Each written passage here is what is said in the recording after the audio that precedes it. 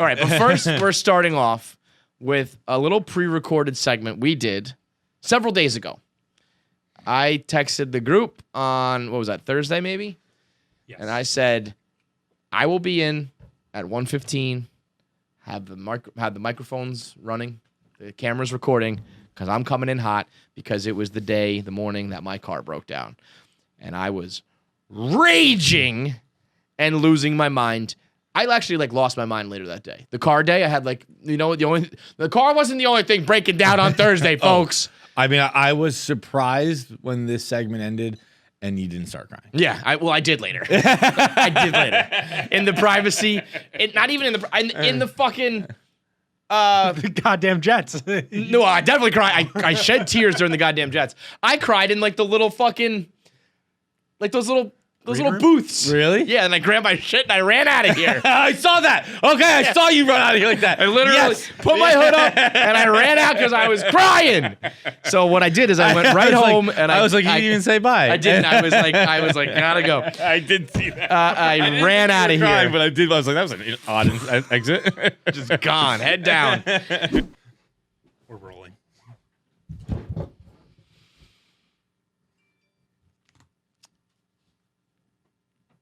You know, the mush when you're talking about sports is one thing. The mush when it's clearly your life is just a fucking problem. How often does inconvenient shit happen to me? It's not bad shit. I'm not going to go crazy. I'm not going to do what you all think I'm going to do and flip out. I know that it's life pretty much is good. But something is always wrong in my life in a wildly inconvenient way. So take me through what happened. So starting yesterday, my car just starts going and at first it wasn't actually that bad, but I have a piece of shit car. I have probably a 120 horsepower Hyundai. So the engine never sounds good, you know? So it usually sounds like a fucking Mario Kart go-kart, you know? But then all of a sudden it's clap, clap, clap, clap, clap, clap, clap. And that started last night on the ride home. And I was like, well, that fucking sucks. No lights are on except my tire pressure, which never works. I fill up the air with pressure. 2 seconds later, it says there's no air in it. I don't know. My tires are fucked. So I'm like, I don't know. But I get home and I'm like, that's a later problem, you know? And then I get in the morning and now the engine's cold. It was, so now it's and every time I hit the gas, there's no pickup and I'm like, oh, fuck. So I know something's pretty wrong, but I'm like, I went over, I picked the kids up, I was taking them to school, and then I was like, all right, I got to get to work, but I was like, this is getting real bad, so let me just go to a local mechanic. He's like, he hears me pull in, and he's like, whoa, what's that noise? And he's like, it sounds like there's a what do you say, a band that's flapping, you know? And he pokes his head in my car, he sees there's no lights on, he's like, how's your oil? I'm like, check oil's not on, we're fine, I guess. I just got my my registration is expired, and in my mind, I thought I was thinking inspection. So I took it to a place a week ago and got the inspection updated, which I don't know. I guess maybe he didn't really do an inspection because he was like, here you go, you're all good. So I'm thinking I don't know what the fuck's wrong. I just got it inspected. And there's no lights on. So then, and it's a 2019. It's not like I have 250,000 miles on this thing. It's a 2019 model. And he checks it, and he's like, no, the oil's low. And I'm like, well, how the fuck was I supposed to know that if the goddamn fucking light's not on? I don't know when I'm supposed to check the fucking oil. I don't have a feel for this thing. I'm not a car guy. It's a 2019. It's the year 2020. I don't have a lot of miles on it. The light's not on. I don't know the fucking oil's low. So then he fills it up with oil. He fills the whole fucking thing up with oil. Then the light goes on. Then the light turns on once he filled it up with the oil. And he's like, yeah, well, you've been driving around with low oil, so you probably got a rod that's fucking clanking around in there. He's like, your engine's probably shot. He's like, this is gonna be a big problem. And I was like, you gotta be fucking kidding me. Now, like I said, it's a 2019. I think I got it in 18 as a 2019 model, at the very end of the year, whatever. So I have to be under warranty, but I am going to guarantee you I am not under warranty. I am going to Well, we're going to guarantee. delete all this because I think that would probably void the warranty. But they're just like, yeah, you didn't change the oil, so the warranty. how am I supposed to No, change- you're right, but I feel like they'll find a way to fuck you. I have fucking video from this morning where I was videoing it, and you're gonna see there was no check oil light on. I'm gonna show that to the dealership in the court of law with the cars. Say the jury's Your Honor. They're gonna side with you then. I'm thinking to myself, if there was a moment, especially when I got that car, when I was broke, and I'm almost back there, by the way, I'm guaranteeing if there was some sort of like, do you want this warranty for like an extra whatever a month? And I was like, nope, can't afford it right now. So I know that I'm not going to have coverage for this. It's going to have to be like, I'm going to have to like buy a new Hyundai engine. Dude, like it's just get a new Hyundai. Yeah, right. Like, might as well get all the bells and whistles that come with the 2020. So, and then because of just like the job that we do, and I'm going to complain about this while fully understanding like it's my fault and I walked into it. But when these things happen, I'm like, all right, well, let's at least make some content out of it. So I put like the video out of it making noise, half jokingly, half being like, I don't know, maybe there's a stoolie mechanic. I was like, car guys, let me know what's wrong. Yeah. Fully expecting every dickhead in the world to be in my mentions, but maybe like one dude being like, I know exactly what that is, or like, hey, I own a shop, bring it by. No, none of that. None of that. Just nothing but fucking assholes being like, did you put it in rice? Did you try turning it off and turning it on? And what's even worse than that, I don't give a shit about the people who are just being assholes or just trying to be funny. Fine, whatever. That's what we do here. Like I said, making content. The people who are like, bro, just happened to me last week. It's the converter band. Like, from my fucking 10-second video, you're gonna tell me what actually is wrong because you had some everyone with their predictions, like, oh, it was the heat fan, it was this band, it was the catalytic. No, you're all fucking wrong. There was no oil in it. Fuck you guys. See, so now I've opened myself up, and then my car dies. Like I was getting, I'm 100 yards from my house, and it just like turns off. Now I'm in the middle of the road, and then so that's when I started filming and started pushing. And then there was like a 3 or 4 garbage guys, and they see me pushing it, and I needed to turn and get it into a parking spot. So the one guy jumps behind, and he's like, get in and start pushing. And then I got half the internet being like, you stop pushing? This guy's gonna do all the work while you don't fucking push the car? It's like there was 3 fucking garbage men pushing who said, get in and steer so we can park this thing. And now I'm getting car push shamed by the internet too. Fuck you guys. I give every goddamn inch of my life to fucking content. And you're still all assholes to me at all times. Fuck you guys. I think that our problem, because I don't have a car anymore, but it was a problem that I dealt with regularly when I had a car, is that we're not car guys. We're anti-car guys. I'm so anti. My car is lucky to have me, and it should fix itself at all times, and any problem it has, it should take care of. Definitely. Like, I give you the pleasure of me driving you. I have no responsibility in taking care of you. None. I don't even consider like upkeep. No. You know, like flat tires, oil changes, engines. I drove. You know what, motherfucker? First of all, the other thing was, I had like a eighth of a tank left or whatever. I get fucking lunatic Kirk Minahan telling me it's crazy that my car's on empty, that I ever let it go below half a tank. I would regularly need to. I kept a gas tank in my car to fill up because yourself? I would regularly have to go walk to a gas station and then dump it into the car. I just kept a tank of gas in the back of the car, which is also wildly dangerous in and of itself. Like just gasoline. Just drove around with gasoline. Fucking Zoolander. But I was lucky because my car was such a mess. I could just wedge it between things and it wouldn't spill all over the back. Well, that's the other thing. People are like looking at the video like, well, it's because there's fucking garbage in your car. But fuck you guys. They're telling me that it's because I don't put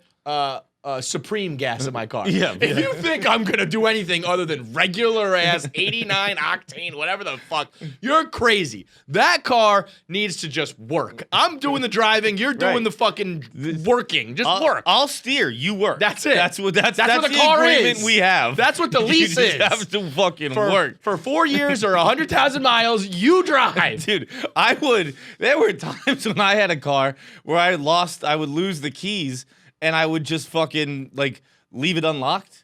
And then like I would just let someone, like, if they wanted to take it, just make sure you bring it back. Like, I had no respect for my car. There was one time when it snowed. It was like probably 2015. I forget exactly what year it was. It was a crazy February in Boston where, like, we didn't go to work for like the month of February. Yeah. And there was one time where I just hadn't shoveled my car out one single time in that month. So I had to climb a mountain to get to the top of my car to start shoveling it out when things finally stopped. And I was... And then you're surprised if your car doesn't run perfectly after it was encased in an igloo for 48 hours. I had to chip off because as I was trying to scoop the snow off, I ended up shoveling off both the fucking windshield wiper things. The fluid, like the little things that shoot the fluid? They actually shoot the fluid. So it would just like come out like it was spitting at me. And I was like, yeah, I treat you like a piece of shit. But I'll be honest, like it never really stopped working except for the times it would run on gasoline. Like it just worked. It was honestly, I think you got to get a Jeep. Well, that is the thing. I have a piece of shit. Because that Jeep, I mean, I drew that thing. It looked like fucking like Rockefeller Christmas tree. Like it was just lit up everywhere, the whole front. And I was like, oh, I mean that's the only reason like my tire pressure thing light did go on. The only reason I actually checked that was because the engine was making noise. Otherwise, I was fully prepared to just completely ignore that. Yeah, thing. I treat it like a whiny son, where it's like, well, you just shut the fuck up and go do your schoolwork. It's almost like when you say like you're in a fight with like your girlfriend or your wife, like, are we gonna break up or get divorced over this? Yeah. Then if not, then shut the fuck up. Like, are you gonna stop working? Then I don't care. Well, in this case, it stopped working. It stopped working. I think it's a Jeep because I had that one, which I drove for I don't know how many years, and I don't think I ever changed the oil once. Right. And then I had a buddy in college who had like a '96 Jeep. That he still going. Like he took pride in like he's like, I've never changed the oil in this car, and this was like 2008. Like this is like 2019. That granted I have been driving it more now, but like other than that, I've been driving it like to the one town over to pick up my kids and back. Right. It's not like I'm putting miles cross country on this thing. I probably shouldn't even had to have changed the oil. And then I get the fucking the you're a millionaire crowd coming out. I don't have any money. I have none. Everybody listening probably has more money than me. I give all of it to the kids. I have no money. I am so fucking broke. Do you think I would drive a Hyundai if I was a millionaire? I am poor. I don't know how else to say it. I have like $18,000 left. I have no money. That's it. We really gotta win this Jenga match today. Get you a new car. I need the $10,000. Dave's buying Armani suits and flying private. I got a Hyundai that doesn't even work. I don't need to be doing private jets. I just need a Hyundai that works. I can't be the broken Hyundai guy. The bar is very low. So low. And it's like you're being reasonable. Like I just need a Hyundai that works. I just need a fairly functioning Elantra. That's it. I had motherfuckers in my mentions going, should have got the Santa Fe instead of the Tucson. Ah! I'm being patient. I'm just like, I just have to wait several more years. But guess what? At this rate, we're not going to make it. Because we're a functioning Hyundai. This isn't, I don't want to put this energy into the world, but I'm going to do it. Like a day before you're going to have a heart attack. I mean, Kirk said that right away at the Super Bowl. He's like, I don't think you're ever going to get that money. And I was like, that's a pretty fucked up thing to say. And now every day that goes by, I'm like, I think you're right. I think you're absolutely goddamn right. There's no chance I ever see that money. I just want a functioning Hyundai. I mean, there's no chance we win Jenga today. There's a chance I might knock it over on the first pull. Like, that's just the day that I'm having. No, just like, it comes in threes, or when it rains, it pours, or whatever fucking adage you want to give. It's going to be a catastrophe today. So how would you just ran in, or you take an Uber? I hopped an Uber. So, and now of all days, it happens on like a night that I have my kids. So now I don't have my car seats. I don't have I don't even know, like, I don't even know how I'm going to drive them around or do the shit I'm supposed to do with them. We have a couple interviews and Jenga. So ordinarily I would have been like, I'm blowing everything off and I'm just going to get wasted right now. But like today's the one day I can't do it. It's just... Well, I had a tough morning too. I got a little car sick in an Uber. It's like, hey, can we put the window down? I'm a little sweaty. I got a tummy. I actually was thinking that. I was like, because I walked to work so much that like I took a cab home last night. I took a cab to work this morning, and I got so sick in those 14 blocks both times. It's like a straight shot too. Right? Oh, it's just like boom, no turns. Yeah, no you go from here to there. It You turns gotta go to get one here. avenue, Yeah. but it's not like we're zipping through Manhattan. It's like from here to here, and that's it. On the one home last night, I just got off at the corner because I was too sick. I was like, you can't take a turn here, bro. I'm gonna throw up. God. It's just. I really think. I mean, the Truman Show or the Deal with the Devil, like something's got to be going on where I just think that the universe, it just has to even out. I think I'm just the yin to Dave's yang, where it just has to be this way. I think so we'll lose in stool streams today, and I bet Dave makes like $700,000 on day trading today. That's just when one goes down, the other goes up. When he goes up, I go down. It's just how it's gonna fucking go. God, it is a really bleak moment in your life when you set the bar at just want a functioning Hyundai. It's like When you can't achieve that, bro. for all that we've achieved here, when you can't achieve functioning Hyundai status, I mean, there That's are bleak. people on welfare like no credit, bad credit, doesn't matter. We'll give you a Hyundai, and you like all of those commercials are specifically talking about Hyundais, and here you are, a rather famous celebrity with a good job, and bro, I'm on pace to do 1 billion views on Instagram this year. Our podcast is regularly the top 50 in the world. I was a founding member of a company worth $500 million, and I can't drive a Hyundai. It's insane. This is insane. I like how this all started with like I give so much I love to content. I'm watching you have a mental breakdown right now, and I'm laughing, and everyone else is laughing. Oh, the saddest clown in all the land.